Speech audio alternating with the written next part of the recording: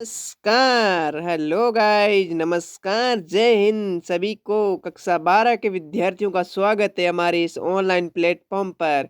कक्षा 12 इतिहास subject RBSC NCERT जिस भी राज्य में उनके लिए महत्वपूर्ण और आरबीएससी विद्यार्थियों के लिए तो ये बिल्कुल खास क्लास होने वाली है, क्योंकि इसमें अपन बिल्कुल ब्लू प्रिंट राजस्थान बोर्ड ने जारी किया 2024 का, उसके अनुसार चलने वाले हैं। चैप्टर इसका इतिहास सब्जेक्ट का कक्षा 12 चैप्टर नंबर 2 रहने वाला है आज की क्लास का। और इसमें आपके चैप्टर नंबर 2 है राजा किसान और नगर। इसके क्वेश्चन है आपके इस प्रकार है कि इसमें आपके कौन से प्रश्न मिलेंगे। आपको वस्तुनिष्ठ कह सकते हैं, रिक्त स्थान संबंधी प्रश्न पूछे जाए, या फिर आपके चार ऑप्शन वाले भी पूछे जाए, यानी इस प्रकार के।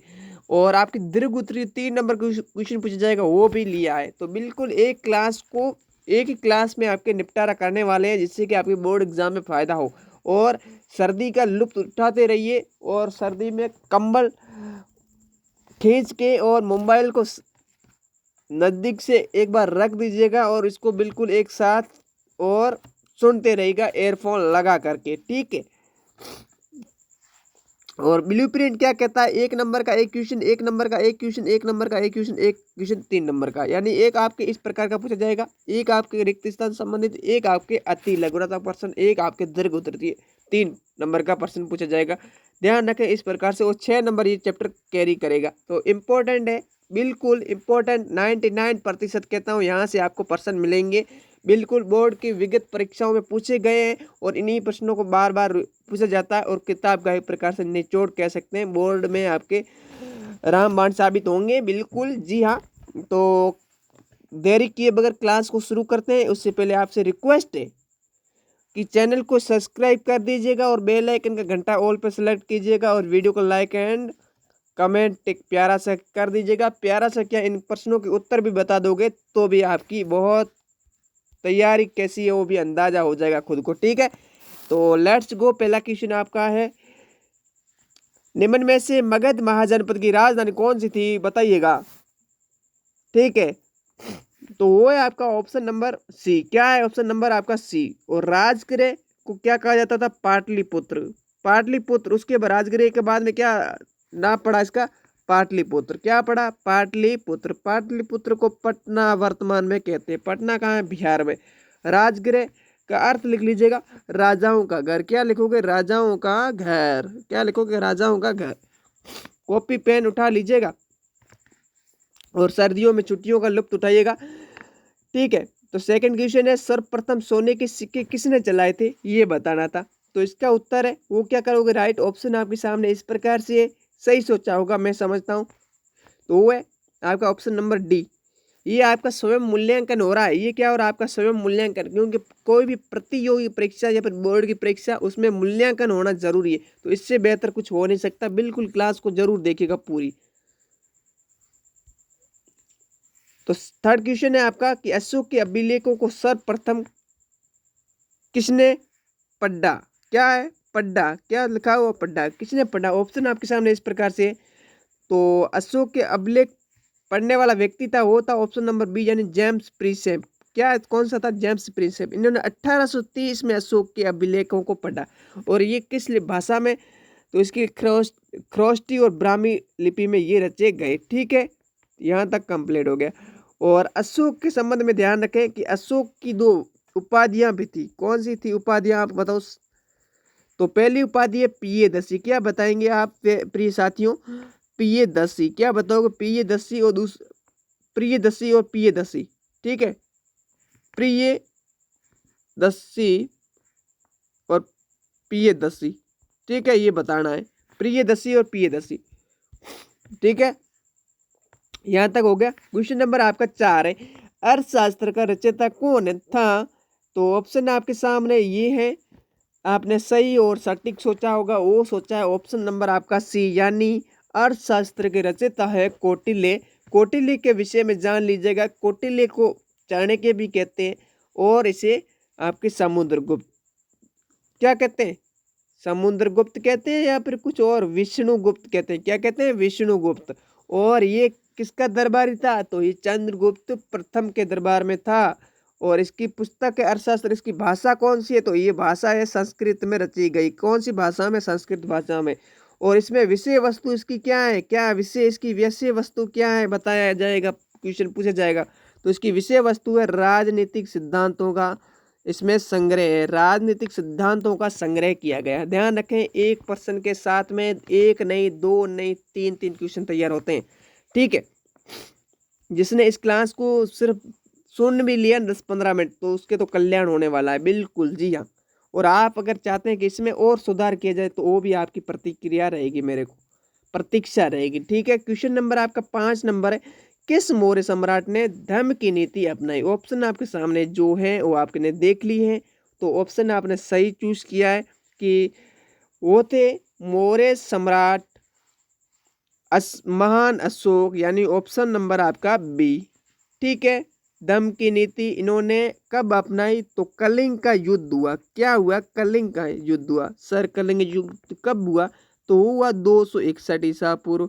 तो इसमें क्या हुआ सर, तो इसमें ये हुआ कि अशोक ने रक्तभाव की नीति को देखकर धम्म नीति को अपनाया। ध्यान रखें, क्वेश्चन आपके लिए छपेगा बोर्ड परीक्षा में। ठीक है, यहाँ तक कंप्लीट हो गया। ठीक है सर, आगे चलें। तो 6 नंबर क्वेश्चन है आपका, मौर्य साम्राज्य का संस्थापक कौन था, तो क्या बताएंगे आप, क्या बताएंगे, तो बताएंगे ऑप्शन नंबर बी यानी चंद्रगुप्त मौर्य। और कब हुई सर, तो 222 ईसा पूर्व, सॉरी 322 ईसा पूर्व हुई किसकी, मौर्य साम्राज्य की स्थापना। ठीक है, यहाँ तक खेल खत्म। ठीक है, आगे चलते हैं। क्वेश्चन नंबर 7 है कि निम्न को सुमिलित कीजिए। एक तरफ आपके वंश दे रखे हैं, दूसरी तरफ वहाँ के शासक दे रखे हैं। ठीक है, तो हर्यक वंश का था आपके बिंबिसार, कुषाण वंश का कनिष्क, मौर्य वंश का आपके चंद्रगुप्त और नंद वंश का महापंदम नंद। ठीक है, यहाँ तक हो गया। आगे चलते हैं, आपके क्या है, क्वेश्चन नंबर 8 है कि किस शासक को भारत का नेपोलियन कहा जाता है, किसको कहा जाता है। ठीक है, दो ऑप्शन नंबर आपका सी, कौन सा करोगे इसका राइट, क्षमा चाहूंगा थोड़ा जुकाम है। ठीक है, तो इसका ऑप्शन नंबर सी राइट करेंगे, भारत का नेपोलियन कहा जाता है समुद्रगुप्त को। ठीक है, ठीक है, यहाँ तक मामला बढ़िया है। आगे चलते हैं, आपके क्वेश्चन नंबर आपका 9th क्या कहता है, 9th, मौर्य साम्राज्य के कोई दो प्रमुख राजनीतिक केंद्रों के नाम बताने हैं, तो वो पहला बताएंगे पाटलिपुत्र और दूसरा बताएंगे आप तक्षशिला। ठीक है, कानों में घुस गया होगा। ठीक है, उसके बाद 10 नंबर क्वेश्चन है, गुप्त वंश की किस शासिका ने सबसे पहले भूमि दान किया था, तो वो आपके ऑप्शन तो नहीं है लेकिन वन लाइनर अप्रोच में, यानी प्रभावती गुप्त। और प्रभावती किसकी पुत्री थी प्यारे बच्चों, वो थी आपके किसकी, चंद्रगुप्त, चंद्रगुप्त प्रथम, नहीं नहीं सेकेंड, क्या थे, सेकेंड। ठीक है, 11th नंबर क्वेश्चन है कि राजाओं का घर किसे कहा जाता है। ऑप्शन आपके सामने इस प्रकार से है, मगध, राजगृह, कांसी, चेदी। तो इसका राइट करेंगे ऑप्शन नंबर बी। क्या करेंगे, ऑप्शन नंबर बी। हो गया यहाँ तक। आगे बढ़ते हैं, क्वेश्चन नंबर 12 कि 16 महाजनपदों में सबसे शक्तिशाली महाजनपद कौन सा था, तो वो था आपके कौन सा, ऑप्शन नंबर आपका डी यानी मगध। कौन सा, मगध। क्यों शक्तिशाली था इसके कारण भी जानेंगे, लेकिन वीडियो में बने रहना पड़ेगा। बड़ा क्वेश्चन आ रहा है अभी जल्दी आपके सामने। 13 नंबर क्वेश्चन है, अशोक ने धम्म प्रचार के लिए किस नाम से अधिकारियों की नियुक्ति की। इंपॉर्टेंट क्वेश्चन बोर्ड परीक्षा में छपेगा। धम्म मात्र के नाम से, क्या बताओगे, धम्म मात्र। 14 नंबर क्वेश्चन है, किस वंश के शासक अपने नाम के आगे देव पुत्र की उपाधि लगाते हैं। इसमें क्वेश्चन आपके कॉन्सेप्ट बेस। ठीक है, तो वो है ऑप्शन नंबर सी, क्या है, सी। और सातवाहन वंश के शासक अपने नाम के आगे किसका नाम लगाते थे, माताओं का नाम। ठीक है, कौन सा, जैसे कि गौतमी पुत्र सातकर्णी। ठीक है, इस प्रकार से ये लगा सातवाहन वंश के शासक। सातवाहन वंश का शासक संस्थापक कौन था? तो वो था सिमुक। ठीक है, ठीक है, यहाँ तक मामला ठीक है। आगे बढ़ते हैं। क्वेश्चन नंबर आपका 15। आरंभिक भारत का सबसे प्रसिद्ध विधि ग्रंथ कौन सा है? कौन सा है? मनुस्मृति। ऑप्शन नंबर आपका 1। कब रचना हुई सर? 200 ईसा पूर्व से 200 ईस्वी के मध्य। ठीक है, क्वेश्चन पूछा जाएगा। आगे बढ़ते हैं। क्वेश्चन नंबर आपका कौन सा? 16 नंबर क्वेश्चन। प्रयाग प्रशस्ति की रचना किसने की तथा किसके शासनकाल में की? ठीक है, यहाँ तक बढ़िया है, बढ़िया होना चाहिए प्यारे बच्चों, क्योंकि तो इसका राइट करोगे ऑप्शन नंबर बी। और इसके बारे में सुन लीजिएगा। प्रयाग प्रशस्ति किस भाषा में है? तो इसकी भाषा है आपकी संस्कृत। कौन सी भाषा है? संस्कृत। किसके द्वारा? हरिसेन द्वारा रचित है। ठीक है, ठीक है। किसके शासनकाल में? समुद्रगुप्त। कौन सा? समुद्रगुप्त। समुद्रगुप्त की इसमें क्या है? उपलब्धियां और इसके युद्धों का वर्णन किया गया प्रयाग प्रशस्ति में। ठीक है, आगे 17 नंबर क्वेश्चन आपके सामने। यूनानी राजदूत मेगास्थनीज किसके दरबार में आया था? तो वो किसके दरबार में आया था? ऑप्शन आपके सामने इस प्रकार है। इससे पहले आप जान ले इस मेगास्थनीज के बारे में। इसकी पुस्तक का नाम है इंडिका। क्या नाम है? इंडिका। क्या नाम है? इंडिका। भाषा क्या है? यूनानी भाषा में लिखी गई है। किसी भाषा में? यूनानी भाषा में, क्योंकि ये यूनानी राजदूत था।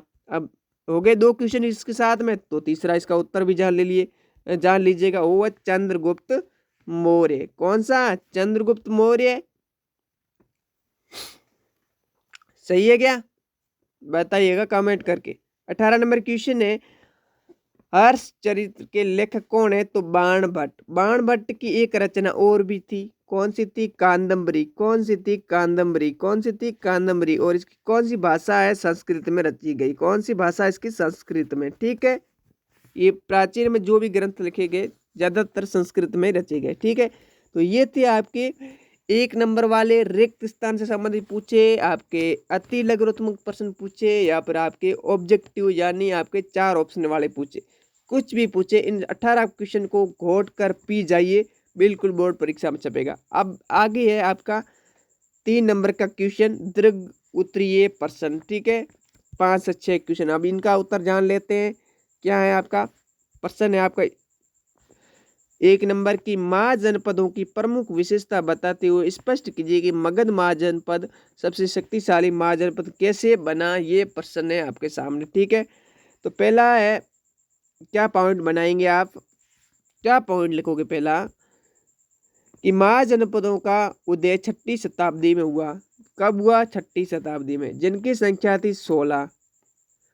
और जिनकी जानकारी, दूसरा पाठ बनाओगे, जिनकी जानकारी हमें जैन ग्रंथ भगवती सूत्र और बौद्ध ग्रंथ अंगुत्तर निकाय इनसे मिलता है। ठीक है, हर महाजनपद का एक शक्तिशाली राजा होता था। प्रत्येक महाजनपद की अपनी एक राजधानी होती थी, और शक्तिशाली कौन सा था? मगध था। और चौथा पॉइंट लिखोगे, प्रत्येक महाजनपद सुरक्षा किलेबंदी से घिरा हुआ होता था। और 5वां पॉइंट लिखोगे, महाजनपदों के अपने अपने चिन्ह हुआ करते थे।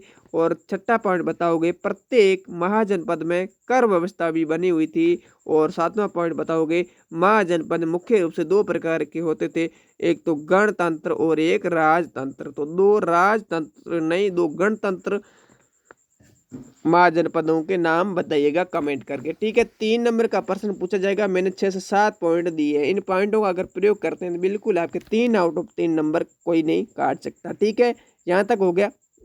उसके बाद में आपका है मगध महाजनपद के सबसे शक्तिशाली होने के क्या कारण थे? तो पहला लिखोगे, तीनों ओर पहाड़ियों से घिरा हुआ क्षेत्र था। दूसरा पॉइंट लिखोगे, गंगा व सोन नदियां बहती थी, जिससे यहाँ का क्षेत्र क्या था? काफी उपजाऊ था। तीसरा पॉइंट लिखोगे, प्रचुर मात्रा में खनिज पाए भी जाते थे। जैसे कि आपने देखा होगा, झारखंड जैसा इलाका, ये बिहार में पड़ता है वैसे भी, तो झारखंड का इलाका, वहाँ पर क्या खनिज प्रचुर मात्रा में उपलब्ध है। ये भी ध्यान रखें। उसके बाद चौथा पॉइंट लिखोगे, यहाँ पर सभी शासन मतलब शासक है, शासन यहाँ लिख के शासक लिखोगे, क्या करोगे, शासक है, शक्तिशाली व महत्वाकांक्षी होते थे। और पांचवा पॉइंट लिखोगे, साम्राज्य विस्तार की नीति अपनाने वाले शासक भी यहाँ मौजूद थे।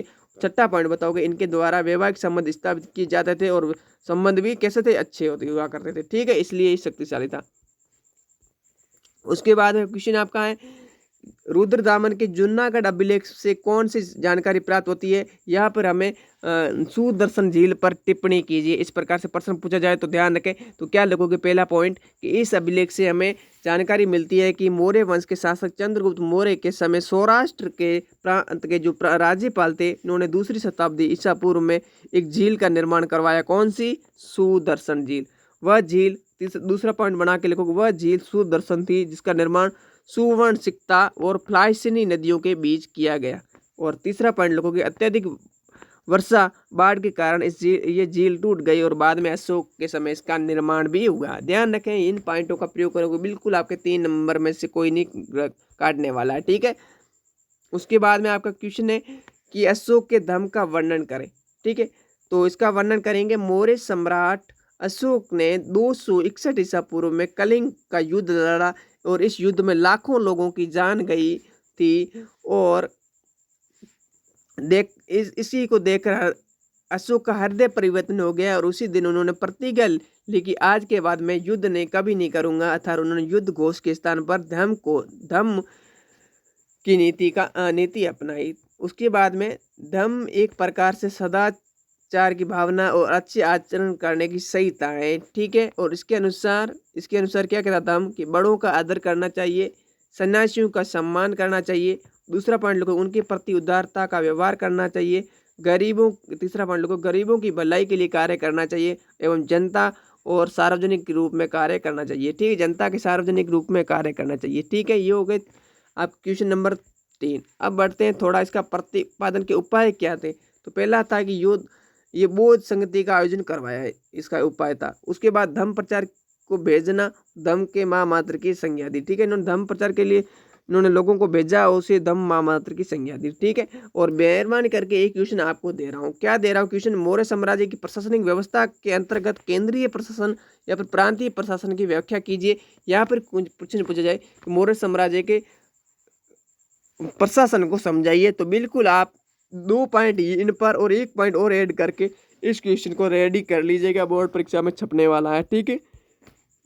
आगे प्रश्न है आपका 5 नंबर। कौन सा 5 नंबर आप जानेंगे, तो वो है आपका प्रश्न, ये कौन सा है, ये इतिहास के अध्ययन हेतु सिक्कों के महत्वपूर्ण स्रोत है, टिप्पणी लिखनी है, ठीक है। इस प्रकार से आप इन पॉइंटों का प्रयोग करके बिल्कुल लिख सकते हैं, ठीक है। यहाँ तक हो गया ये 5 नंबर। 6 नंबर क्वेश्चन है और आज की क्लास का अंतिम क्वेश्चन, ठीक है।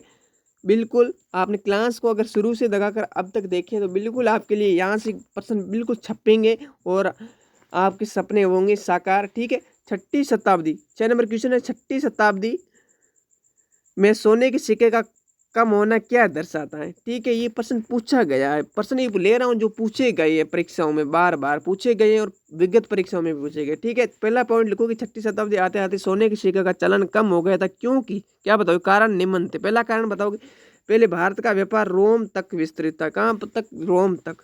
दूसरा पॉइंट लिखोगे, भारत से काली मिर्च मसाले निर्यात के समान ये भेजा जाता था और रोम से क्या आता था, सोना भारत को मिलता था। उसके बाद तीसरा पॉइंट लिखोगे, जब रोमन साम्राज्य 6ठी शताब्दी में खत्म होने लगा तो व्यापार भी प्रभावित हुआ, ठीक है, होना ही है ओबियसली। उसका चौथा पॉइंट लिखोगे, इसके फलस्वरूप रोम से होने वाले व्यापार कम हो गया और भारत में सोने के सिक्के का भी प्रचलन धीरे धीरे कम हो गया। और इसके साथ इस प्रकार से आपने क्लास को शुरू से लगाकर एंड तक देखा है तो जरूर आपके लिए फ़ायदेमंद साबित होगी। और मेरा प्रयास रहेगा कि आपके लिए जितना हो सके उतनी क्लासें बिल्कुल बेस्ट कंटेंट दें और कंटेंट में कोई कमी नहीं होगी, ये मैं वादा करता हूं। और वीडियो अच्छा लगा तो अब अभी से वीडियो को लाइक कर दीजिएगा, चैनल को सब्सक्राइब करना ना भूलें, जिससे कि आने वाला वीडियो का नोटिफिकेशन मिलेगा आपको। और आपसे गुजारिश रहेगी कि आपने इन प्रश्नों के उत्तर आप ज़रूर कमेंट बॉक्स में आपने किए होंगे, ऐसी आशा और उम्मीद के साथ मिलते हैं नेक्स्ट क्लास में। तब तक के लिए जय हिंद, वंदे मातरम।